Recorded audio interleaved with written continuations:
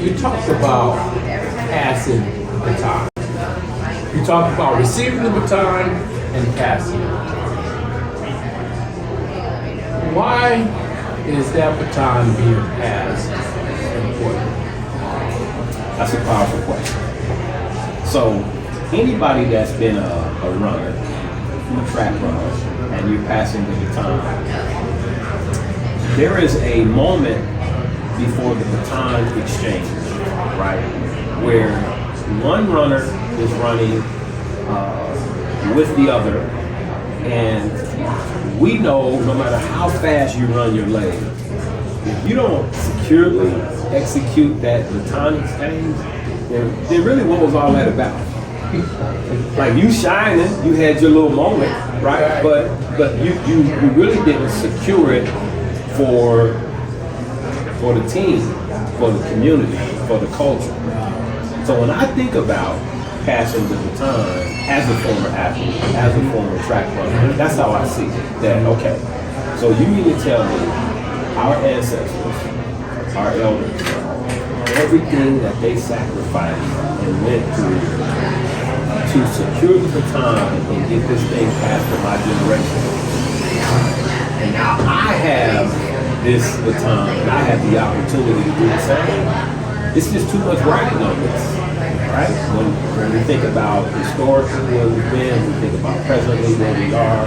I think about, again, Gen Z, Gen Alpha, and the generations to come.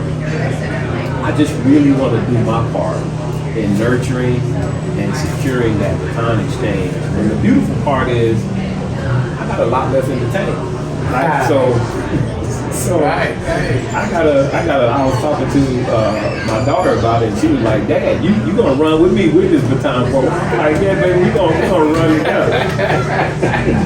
But I'm at a point in life and career where nothing is more fulfilling for me at this point than seeing those generations spread their wings and really step into their purpose. That's the beautiful part about it. And it is beautiful to watch. I have 3 daughters here. I have 2 of my daughters here who's working behind the scenes. It is really beautiful to see and watch this younger generation do their thing. It's beyond anything that I could have ever done. And I am so happy to be able to pass something on to them and to know that they're going to do 2, 3, 4, 5 folds better than me. Yes.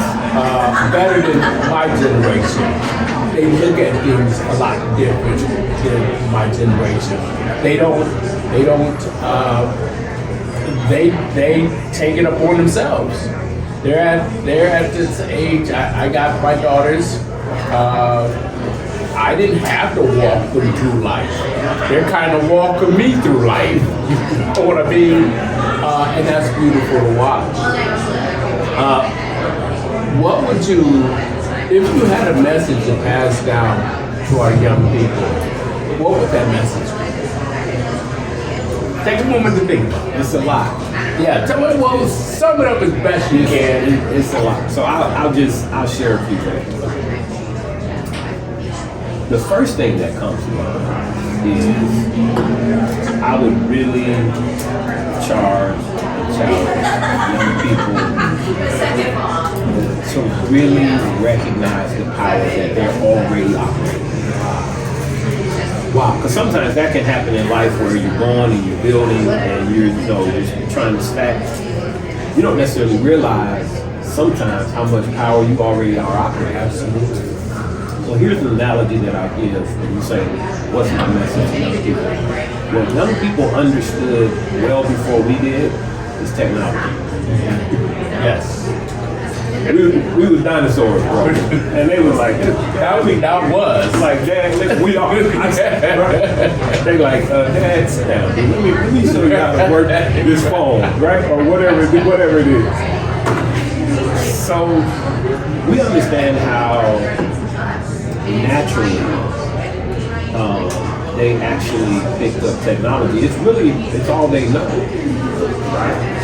The thing that was amazing to me is when I think about advancing and pushing the needle forward in terms of you speak of social justice, diversity, equity, inclusion, all of those things.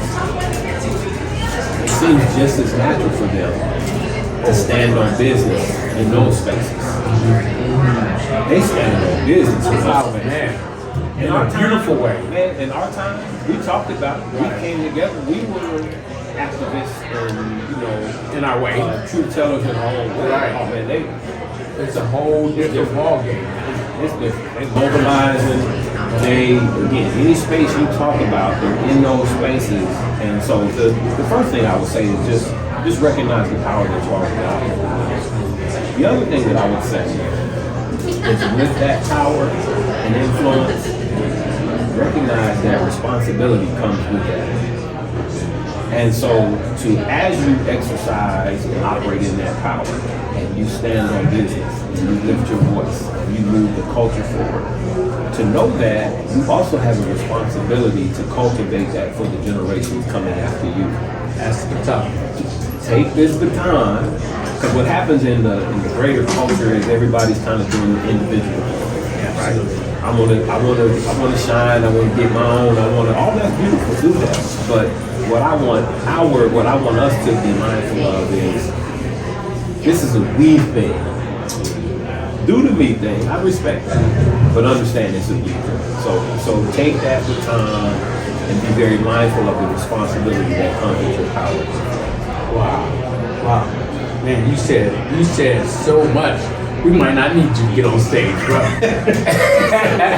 So June 15th, Neighbors Day, Western Gateway Park. Excited about it, elated, thrilled to come and share this moment and hold this space together.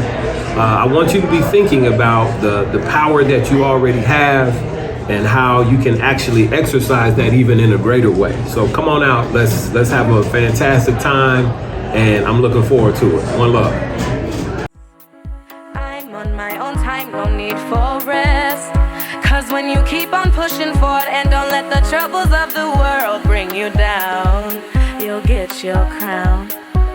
I'm gonna dance and sing what I wanna sing. My clothes, my hair, sometimes they do what they want. And see, I do not care what kind of evils get thrown at me, cause I